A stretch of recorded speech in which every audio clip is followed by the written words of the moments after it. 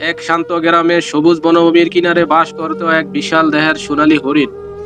তার গায়ের রং সোনালী রং, সূর্যের আলোয় ঝলমল করত, যেন সে প্রকৃতির স্বর্ণমুকুট। তার সঙ্গে ছিল একটি ছোট্ট হরিণ শাবক। মায়াবী চোখ, তার কৌতূহল ভরা মন নিয়ে সে ঘুরে বেড়াতো মায়ের পিছু পিছু। গায়ের মানুষ তাকে ডাকতো সোনালী রানী নামে। কেউ তাকে কষ্ট দিত না।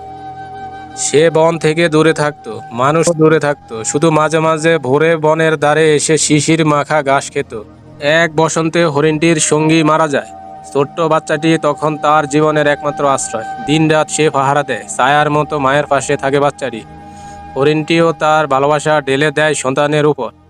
কিন্তু তখনই ঘটল সেই দুর্যোগ। বনের এক প্রান্তে বসানো হলো মানুষের ফাঁদ। কেউ কেউ হরিণ শিকার করে মাংস ও শিং বিক্রি করে শহরে। সেই খবর সোনালী হরিণ জানতো না। একদিন বাচ্চাটি খেলতে খেলতে সেই দিকেই চলে যায়।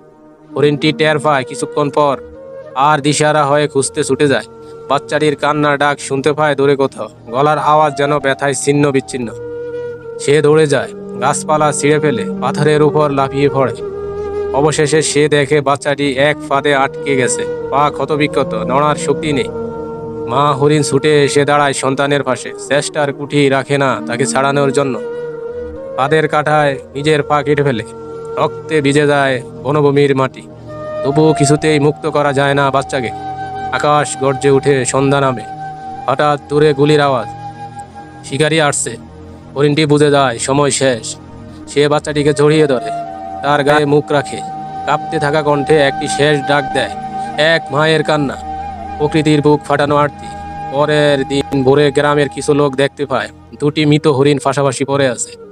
বড় হরিণটি চোখ খোলা, আকাশের দিকে যেন এক প্রার্থনা করছে কোনো এক আলৌকিক আশার জন্য। বসন্ত শেষে সেই বনভূমি আর কখনোই সোনালী হয়ে ওঠেনি। বন্ধুরা, এই হরিণ দুটির জন্য যদি সামান্য পরিমাণ মায়া লাগে, তাহলে একটা লাইক ও চ্যানেলটি সাবস্ক্রাইব করে দিন।